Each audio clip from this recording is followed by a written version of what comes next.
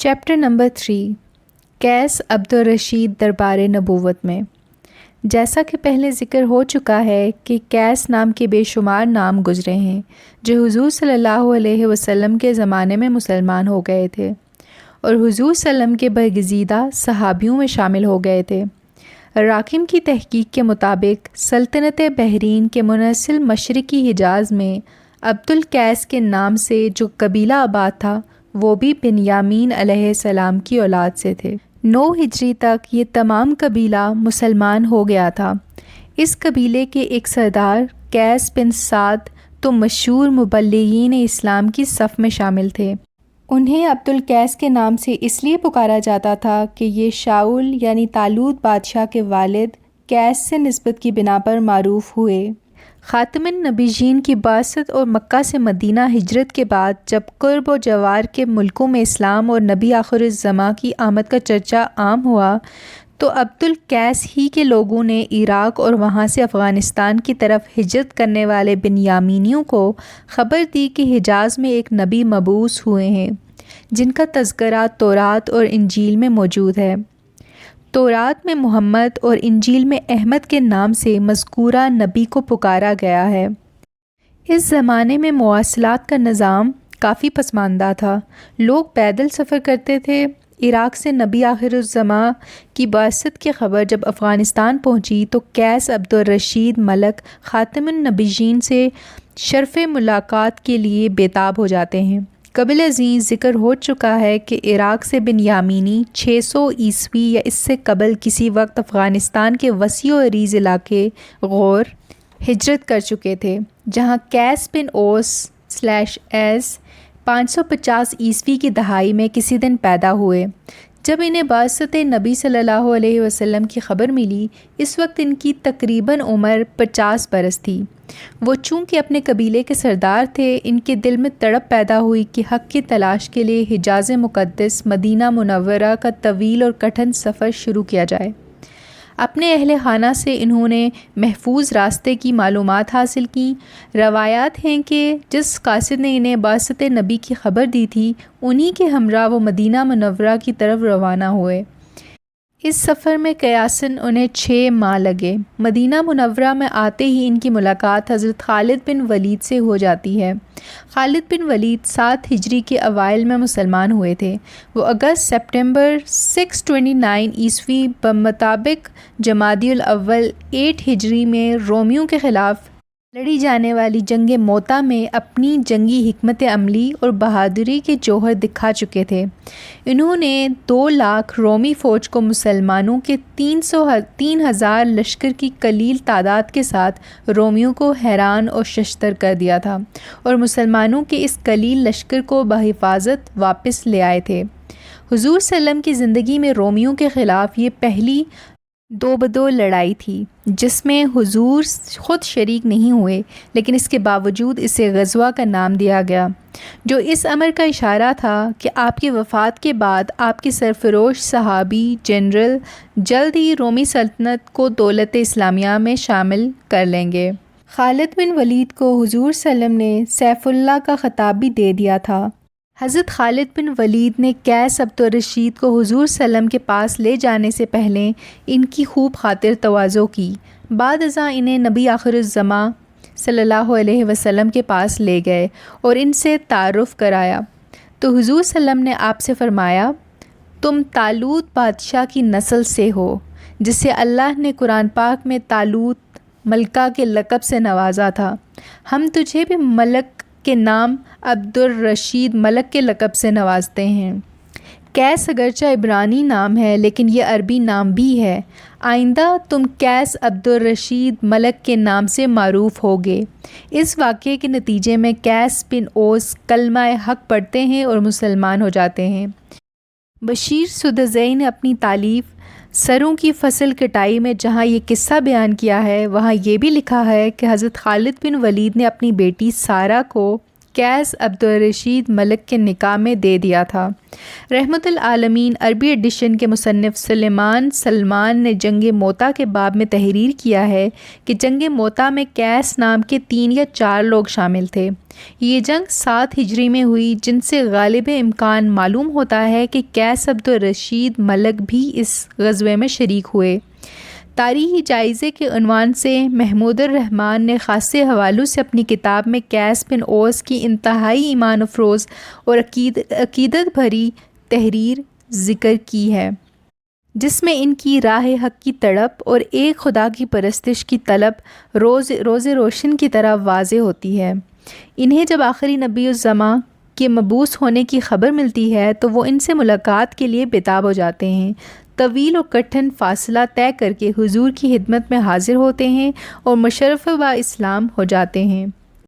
اسی دوران 8 ہجری میں قریش صلح حدیبیہ کی خلاف ورزی کرتے ہوئے حضور صلی اللہ علیہ وسلم کے خلیف خزاعہ کے خلاف اپنے خلیف بنی بکر کے ساتھ ہو کر ان کا قتل عام کرتے ہیں، حتیٰ کہ خزاعہ بیت اللہ میں پناہ لیتے ہیں، لیکن وہاں بھی ان کا قتل عام کرتے ہیں اور خانہ کعبہ کی حرمت کا بھی خیال نہیں کرتے۔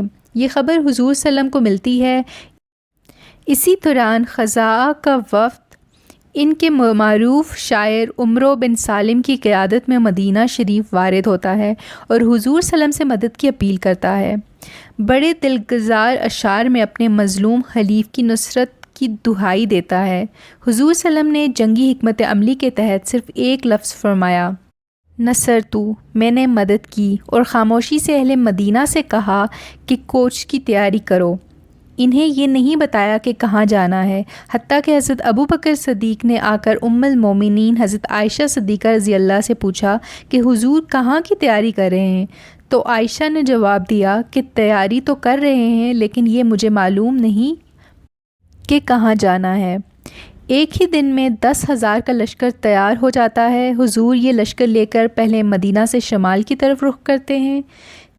قریش مکہ کو شمال کی جانب اس کوچ کی خبر ملتی ہے۔ وہ مطمئن ہو جاتے ہیں کہ حضور صلی اللہ علیہ وسلم رومیوں کی طرف جا رہے ہیں۔ مکہ مدینہ شریف سے جنوب کی جانب ہے۔ تھوڑی مسافت کے بعد حضور صلی اللہ علیہ وسلم لشکر کا رخ مکہ کی طرف موڑتے ہیں اور سخت جنگی احتیاطی تدبیر کے تحت لشکر کو حکم دیتے ہیں کہ لشکر کی صفوں سے نہ کوئی نکلے اور نہ ہی آ کر کوئی داخل ہو، حتیٰ کہ لشکر مکہ سے 2 کوس کے فاصلے پر مراز زہر ان میں آ کر خیمہ زن ہوتا ہے۔ لشکر کے ایک دستے کے سالار خالد بن ولید بھی ہیں۔ ان کے دستے میں قیس عبدالرشید ملک بھی شامل ہیں۔ ابو سفیان قریش کے لیڈر کی حیثیت سے جاسوسی کی غرض سے مکہ سے باہر نکلتے ہیں۔ انہیں حضور کے چچا حضرت عباس رضی اللہ ملتے ہیں اور اسے پکڑ کر حضور کی خدمت میں پیش کرتے ہیں۔ حضور نے لشکر اسلامی کے ہر فرد کو حکم دے رکھا تھا کہ وہ آگ کا الاؤ جلائے۔ ابو سفیان نے جب یہ منظر دیکھا تو خوفزدہ ہو گئے کہ اتنے بڑے لشکر کا مقابلہ قریش کے بس میں نہیں۔ اسی اثناء میں حضرت عباس نے ابو سفیان سے کہا کہ کیا ابھی بھی تمہیں یقین نہیں کہ محمد اللہ کے رسول ہیں؟ کلمہ پڑھو اور اہل مکہ کو بچاؤ، یہ تمہاری ذمہ داری ہے۔ اس پر ابو سفیان نے کلمہ پڑھا اور مسلمان ہو گئے۔ حضرت عباس نے حضور صلی اللہ علیہ وسلم سے کہا کہ یہ قریش کا اس وقت سردار ہے، اسے عزت کا کوئی مقام عطا کیجیے۔ حضور صلی اللہ علیہ وسلم نے فرمایا کہ جو شخص ابو سفیان کے گھر میں داخل ہوا اسے بھی امان ہے۔ غرض یہ کہ اگلے دن اہل ایمان بغیر کسی مزاحمت کے مکہ میں داخل ہوتے ہیں، البتہ جنوب کی طرف سے خالد بن ولید کی قیادت میں دستہ مکہ میں داخل ہوتا ہے۔ قیس عبدالرشید ملک بھی آپ کے ساتھ ہیں۔ کچھ مکی لوگوں نے مزاحم ہونے کی کوشش کی، جنہیں روایت ہے کہ خالد بن ولید اور قیس عبدالرشید ملک نے 10 کے قریب لوگوں کو قتل کر دیا۔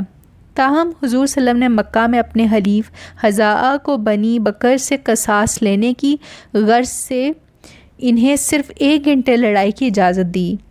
حضور صلی اللہ علیہ وسلم چونکہ شارع یعنی قانون ساز بھی ہیں، اس لیے قتل عام کا بدلہ لینے کے لیے یہ اجازت دی، وگرنہ مکہ خاص کر بیت اللہ میں پرندے، جوں اور حتیٰ کہ کیڑے کو مارنا بھی حرام ہے، چہ جائے کہ کسی انسان کو ہلاک کیا جائے۔ فتح مکہ رمضان 8 ہجری میں وقوع پذیر ہوئی۔ اس کے بعد قیس عبدالرشید ملک سیف اللہ خالد بن ولید کی معیت میں حضرت محمد سے دوبارہ ملاقات کرتے ہیں۔ حضور سلم آپ کی ہمت، بہادری اور جذبہ جہاد سے اس قدر متاثر ہوتے ہیں کہ آپ سلم نے قیس عبدالرشید ملک سے فرمایا کہ تمہاری نسل سے اسلام کے ایسے سرفروش مجاہد پیدا ہوں گے جو دین اسلام کو تقویت پہنچائیں گے اور غزوات ہند میں شریک ہو کر دین اسلام کو پھیلائیں گے۔ قیس عبدالرشید ملک نے حضور سلم سے التجا کی کہ دعا کریں اللہ تعالیٰ افغانستان میں دین اسلام کی تبلیغ میں انہیں سرخرو کرے۔ حضور سلم نے دعا کی اور اللہ تعالیٰ نے یہ دعا مستجاب فرمائی، جس کا نتیجہ یہ ہوا کہ حضور سلم کی وفات سے قبل ہی اسلام کی روشنی افغانستان تک پھیل گئی۔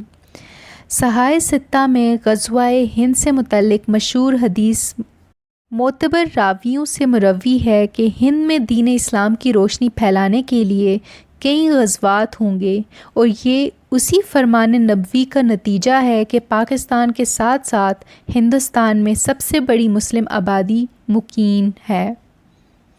یہ غزوات ابھی جاری ہیں۔ یہاں ضمناً عرض کرتا چلوں کہ جس طرح حضور سلم دور دراز ملک چین کے وجود سے باخبر تھے، حتیٰ کہ آپ نے فرمایا کہ علم کی تلاش میں چین تک جانا پڑے تو جاؤ، اسی طرح ہند سے بھی بخوبی واقف تھے۔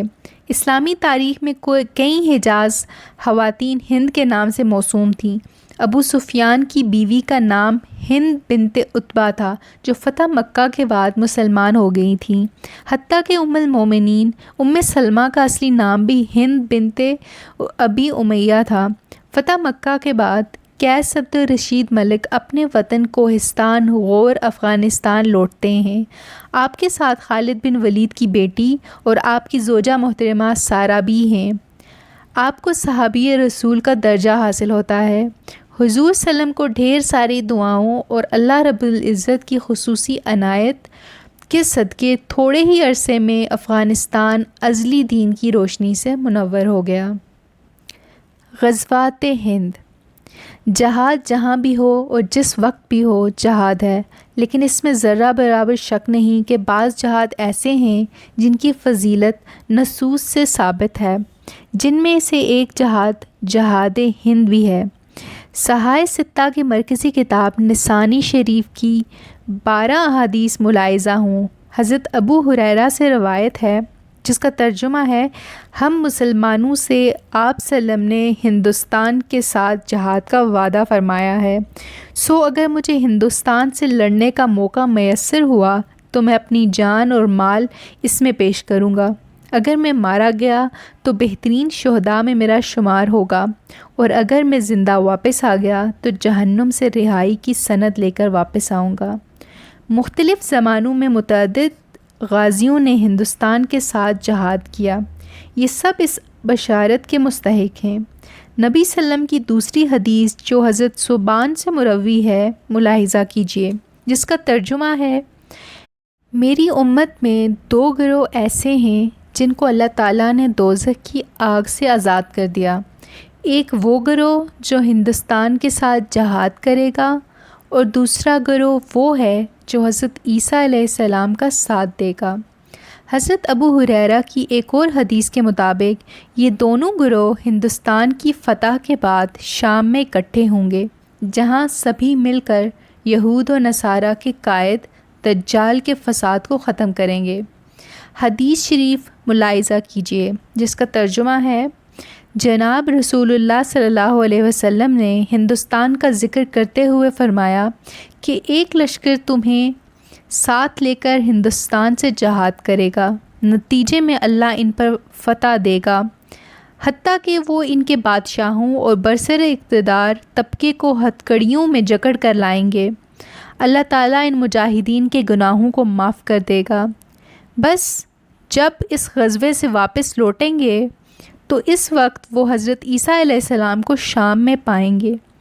ان احادیث سے یہ حقیقت سامنے آتی ہے کہ ہندوستان میں ابھی ختمی اور فیصلہ کن غزوات ہونا باقی ہیں۔ اہل کشمیر اس وقت بھی اپنے دین کے بول بالا اور وطن کی آزادی کے لیے بھارت سے برسر پیکار ہیں۔ یہاں ان احادیث کے ذکر کرنے کا مقصد یہ ہے کہ قیس عبدالرشید ملک نے جب آپ صلی اللہ علیہ وسلم سے ملاقات کی تو آپ نے ان سے فرمایا کہ آپ کی نسل کے لوگ غزوات ہند میں شریک ہوں گے اور ان کے جہاد سے ہندوستان میں اسلام کا بول بالا ہوگا۔ مفتی اعظم پاکستان حضرت مولانا محمد شفیع صاحب ان حدیث کی تفسیر میں فرماتے ہیں کہ ان حدیث میں جو فضائل غزوہ ہند کے ارشاد فرمائے گئے ہیں، ان میں یہ سوال پیدا ہوتا ہے کہ ہندوستان پر جہاد تو پہلی صدی ہجری سے لے کر آج تک مختلف زمانوں میں ہوتے رہے ہیں، اور سب سے پہلا سندھ کی طرف محمد بن قاسم کا جہاد ہے، جن میں بعض صحابہ اور اکثر تابعین کی شرکت نقل کی جاتی ہے۔ تو کیا اس سے مراد صرف پہلا جہاد ہے، یا جتنے بھی جہاد ہو چکے ہیں یا آئندہ ہوں گے وہ سب اس میں شامل ہیں؟ ان احادیث کے الفاظ پر غور کرنے سے یہی معلوم ہوتا ہے کہ احادیث کے الفاظ عام ہیں، ان کو کسی ایک جہاد کے ساتھ مخصوص و مقید کرنے کی کوئی وجہ نہیں۔ اس لیے جتنے جہاد ہندوستان میں مختلف زمانوں میں ہوتے رہے، وہ بھی اور حالیہ جہاد بھی، اور آئندہ جو جہاد ہندوستان کے کفار کے خلاف ہوگا، وہ سب اس عظیم الشان بشارت میں شامل ہیں۔ جیسا کہ ذکر آگے آئے گا، تاریخی شواہد سے یہ پتہ چلتا ہے کہ 8ویں صدی عیسوی کے اوائل میں محمد بن قاسم نے جب بلوچستان ایران کے رستے سندھ پر حملہ کیا تو ان کے لشکر میں بعض صحابہ اور تابعین کے علاوہ جنوبی عراق، کوفہ، نجف وغیرہ میں بسنے والے بنیامین کی نسل کے لوگ بھی شامل تھے۔ اسی طرح 11ویں صدی عیسوی کے اوائل میں محمود غزنوی نے جب افغانستان کی طرف سے ہندوستان پر غزوات کا آغاز کیا تو قیس عبدالرشید ملک کی اولاد تمام پشتون قبائل ان غزوات میں شریک تھے، اور یہ سلسلہ معز الدین محمد غوری اور احمد شاہ درانی کے ادوار میں بھی جاری رہا اور آخری مارکے تک جاری رہے گا۔ سدنو نے 19ویں صدی اور 20ویں صدی میں ڈوگروں اور ہندوؤں اور سکھوں کے خلاف آزادی کے لیے جو جہاد کیا، وہ بھی اسی زمرے میں آتا ہے۔ قیس عبدالرشید ملک نے خالد بن ولید کی معیت میں دوبارہ ان حضرت صلی اللہ علیہ وسلم کے ساتھ ملاقات کی۔ ان ملاقاتوں میں آپ صلی اللہ علیہ وسلم نے آپ کی نسل کے لوگوں کی غزوات ہند میں شرکت کی نوید سنائی۔ حضرت خالد بن ولید عظیم عسکری لیڈر تھے۔ ان سے میری معلومات کے مطابق حضور صلی اللہ علیہ وسلم کی کوئی بھی حدیث کسی بھی محدث نے روایت نہیں کی۔ اگر وہ سپہ سالار ہونے کے علاوہ راوی احادیث بھی ہوتے تو ضرور قیس عبدالرشید ملک کی ان کی معیت میں حضور سے ملاقات کا ذکر احادیث کی کتابوں میں آتا۔ لہٰذا یہاں استنباط اور اجتہاد کے اصولوں کی روشنی میں قطعی نتیجہ اخذ کیا جا سکتا ہے کہ چونکہ قیس عبدالرشید ملک کی اولاد نے ہندوستان کے غزوات میں بڑھ چڑھ کر حصہ لیا، اس لیے حضور صلی اللہ علیہ وسلم نے بہر صورت ملاقاتوں کے دوران قیس عبدالرشید ملک رضی اللہ کی نسل کو غزوات ہند میں شرکت کی نوید سنائی تھی۔ ممبئی، بھارت کے بین الاقوامی سطح پر معروف مبلغ اسلام ڈاکٹر ذاکر نائک نے بھی دنیا کے بڑے مذاہب کے موضوع پر اپنی تقاریر میں قیس عبدالرشید ملک کی حضور پاک سے ملاقات اور حضرت خالد بن ولید کی صاحبزادی حضرت سارہ کے ساتھ ان کی شادی کا ذکر کیا ہے۔ ڈاکٹر ذاکر نائک کی ان تقاریر کو عبداللہ اکیڈمی لاہور نے دنیا کے بڑے مذاہب کے نام سے کتابی شکل دی ہے، جس کے صفحہ نمبر 390 پر ان کے الفاظ یوں مذکور ہیں: ہندو مذہب کا یہ اصلاحی دور 7ویں صدی عیسوی میں اس وقت شروع ہوا جب بر صغیر میں مسلمانوں کا اثر و رسوخ قائم ہونے لگا۔ عہد نبوی ہی میں پاکستان کے شمالی علاقوں سے پختونوں کے ایک وفد نے، جس کے سربراہ قیس عبدالرشید ملک تھے، رسالت مآب صلی اللہ علیہ وسلم سے شرف ملاقات کا اعزاز حاصل کیا، اسلام لائے اور ایک عرصہ تک وہیں قیام کیا۔ اسی وفد کے سربراہ یعنی قیس عبدالرشید کی شادی حضرت خالد بن ولید نے اپنی بیٹی سارہ سے کی۔ روزنامہ جناح کی جمعۃ المبارک 28 جنوری 2011 کے رنگین صفحات کے پہلے صفحے پر صاحبزادہ ذیشان کلیم کا حضرت احمد رضا خان بریلوی کے بارے میں ایک مضمون چھپا ہے، جس میں وہ لکھتے ہیں: تاریخ اسلام ایسے انسان ساز انسانوں کے تذکروں سے روشن ہے جو خود بھی عظیم تھے اور ساری زندگی انسان سازی کا اہم فریضہ انجام دیتے رہے۔ ان کا مشن فروغ عشق رسول ہے اور ان کی علمی اور تحریری نگارشات بھی عظیم ہیں۔ ایسی عظیم ہستی صدیوں میں جلوہ گر ہوتی ہے۔ ان مقدس شخصیات میں اعلیٰ حضرت احمد رضا خان المعروف فاضل بریلوی بھی ہیں۔ آپ کی ولادت 10 شوال 1276 ہجری 1856 کو ہندوستان کے شہر بریلی میں ہوئی۔ آپ کے والد کا نام نقی علی خان تھا، جو اپنے وقت کے جید عالم دین تھے۔ آپ کے آبا و اجداد افغانستان کے شہر قندھار سے ہجرت کر کے ہندوستان تشریف لائے۔ آپ کا تعلق پٹھان قبیلے سے ہے، جس قبیلے کے بارے میں سرور کونین حضرت محمد صلی اللہ علیہ وسلم نے آج سے 1400 سال قبل اس قبیلے کے بانی اور مورث اعلیٰ صحابی رسول حضرت قیس عبدالرشید بن ایس کو قبول اسلام کے وقت بشارت کر دی تھی کہ اس مرد جرئی سے میری امت کا ایک عظیم طائفہ پیدا ہوگا، جو جرأت اور شجاعت میں لاسانی اور دین اسلام کا بتان کہلائے گا۔ دی پٹھان کے مصنف سر اولف کیروئے نے بھی جینیالوجیز کے باب میں قیس عبدالرشید ملک کے افغانستان سے مدینہ منورہ جانے، خالد بن ولید اور حضرت محمد سے ملاقات کرنے اور مسلمان اور صحابی ہونے کا ذکر کیا ہے۔ یہ دونوں حوالے ریفرنس سیکشن میں دیکھیے گا۔